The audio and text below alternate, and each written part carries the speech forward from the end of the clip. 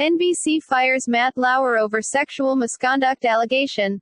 The reckoning over sexual harassment in the workplace claimed another leading television personality on Wednesday when NBC fired its leading morning news anchor, Matt Lauer, over a sexual harassment allegation.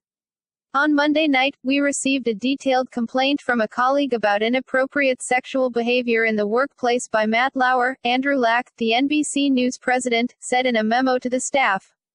He said the allegation against Mr. Lauer represented, after serious review, a clear violation of our company's standards. As a result, we've decided to terminate his employment.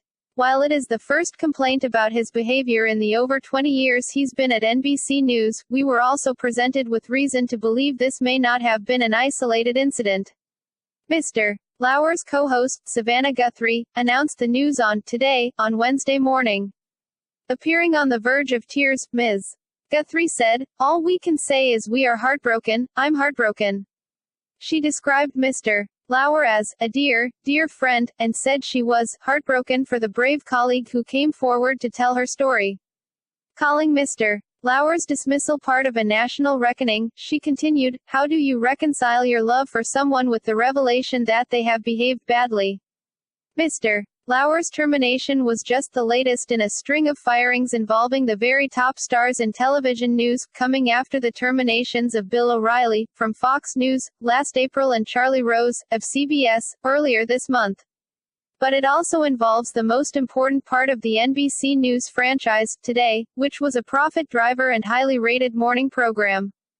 Mr. Lauer, a co-anchor since 1997, was the centerpiece of the show. The Today staff learned the news shortly before going live. Giving the weather report, a visibly shaken Al Roker said, "I'm still trying to process the news." Soon after announcing the dismissal, Ms. Guthrie gripped the hand of Hoda Kotb, who was rushed in as an emergency substitute host. The move by NBC represents one of the few examples of a company taking preemptive action over sexual harassment complaints before any allegations had become public. Mr. Lauer's dismissal was seized upon by President Trump, who went on to ask in a tweet when executives at NBC and Comcast, the network's parent company, would be fired for putting out so much fake news.